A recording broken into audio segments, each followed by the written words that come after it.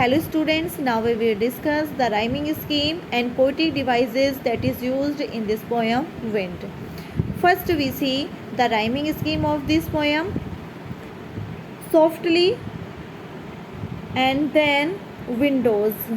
Softly and windows have no same sound, that is why softly we use here A and windows we use here word B.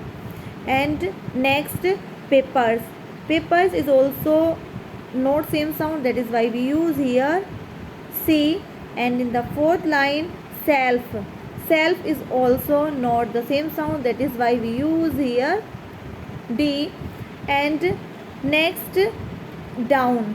Down is also not the same sound, that is why we use here E. And in the last line you tore the pages of the books, that is why there is no rhyming scheme in this poem. इस poem में कोई भी rhyming scheme नहीं है.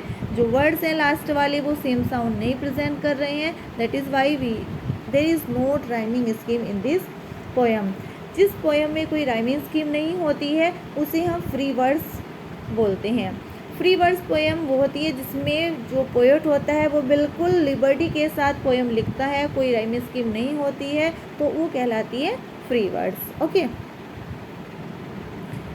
Now second literary device is anaphora. Anaphora, when a word is repeated at the start of the two or more consecutive lines, it is the device of anaphora. जब कोई भी word, कोई भी phrase, कोई भी clause starting में repeat होती है उसको एनाफोरा कहते हैं. Okay, for example, don't break the shutters of the window, don't scatter the papers, don't throw down the books on the shelf.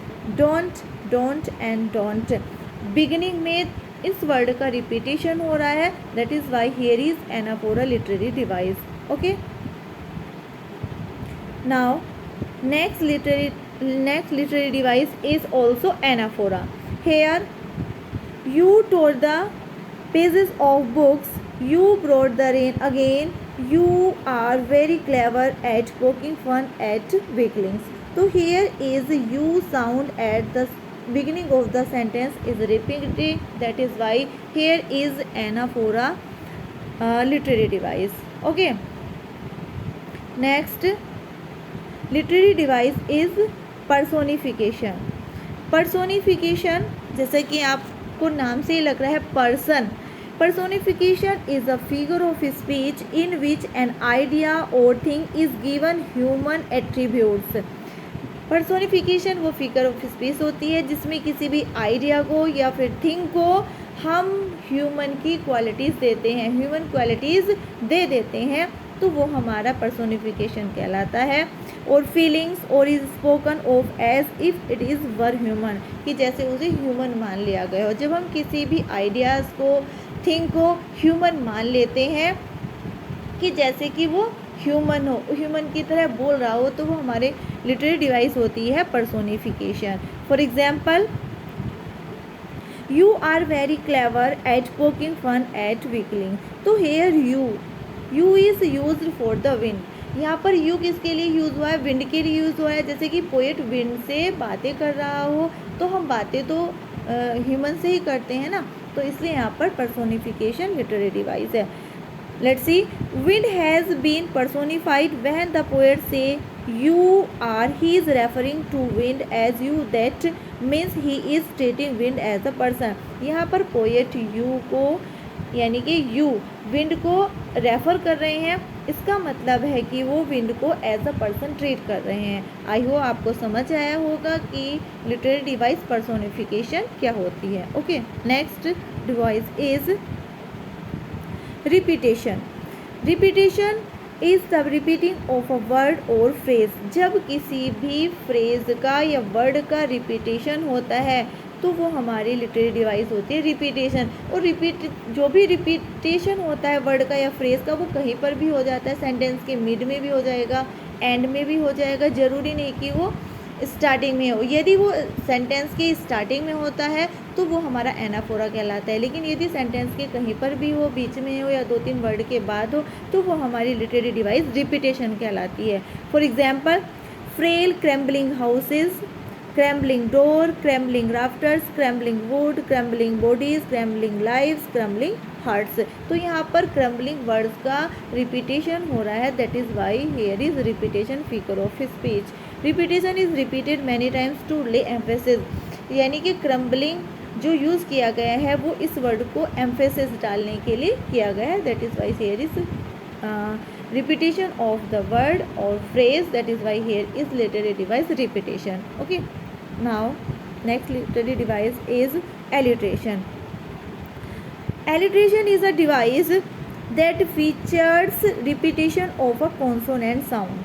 जब consonant sound का repetition होता है, हमारे 5 वोवल होते हैं ए ई आई ओ यू, तो वो तो वोवल होते हैं, लेकिन यदि साउंड होती है ए आ ई यू, ये हमारी वोवल साउंड होती हैं। जब इनकी साउंड निकलती है तो वो हमारे क्या कहलाते हैं, वोवल्स कहलाते हैं, वोवल साउंड कहलाते हैं। और रिमेनिंग जो क ख ग घ जो होते हैं वो हमारे कॉन्सोनेंट साउंड कहलाते हैं। तो एलिट्रेशन होता है, alliteration is a device that features repetition of consonant sound. जब कॉन्सोनेंट साउंड का रिपीटेशन होता है तो वो हमारा लिटरेरी डिवाइस कहलाती है alliteration. For example, the wind god winnows, तो विंड और विनोज, यहाँ पर वो वर्ड का रिपीटेशन हो रहा है, that is why here is literary device alliteration. He want do what, यहाँ पर वॉन्ट और वॉट का रिपीटेशन हुआ है वह साउंड का, that is why here is alliteration. Okay, now next literary device is symbolism. Symbolism means that the thing refers to some others things, यानी कि जो पोएट होता है, जो पोएट बात करता है किसी भी पोएम में, तो उसका लिटरेरी मीनिंग तो कुछ और होता है, लेकिन वो कहना कुछ और चाहते हैं, तो वो हमारा सिम्बोलिज्म होता है। For example, wind is a symbol, it refers to the challenges in life, he is using wind as a symbol for the adversities in our life. क्योंकि यहाँ पर जो विंड है, विंड को पोएम ने हमारी लाइफ की एडवर्सिटीज़, डिफ़िकल्टीज़, चैलेंजेस ये माना है, यानी कि उन्होंने सिंबल माना है एक विंड को। और सिंबल क्या है, जो हमारी लाइफ में आने वाले चैलेंजेस हैं, डिफ़िकल्टीज़ हैं, एडवर्सिटीज़ हैं, इनको सिंबल के रूप में यूज़ किया है। ओके, तो इसमें जो पोएट है वो लिटरेरी मीनिंग तो विंड है, लेकिन जो दूसरे वर्ड में वो कहना चाहता है वो उन्होंने एडवर्सिटीज़, डिफ़िकल्टीज़ इनको माना है, that is why here is symbolism. Okay, I hope you have understood the literary device that is used in the poem wind. Thank you.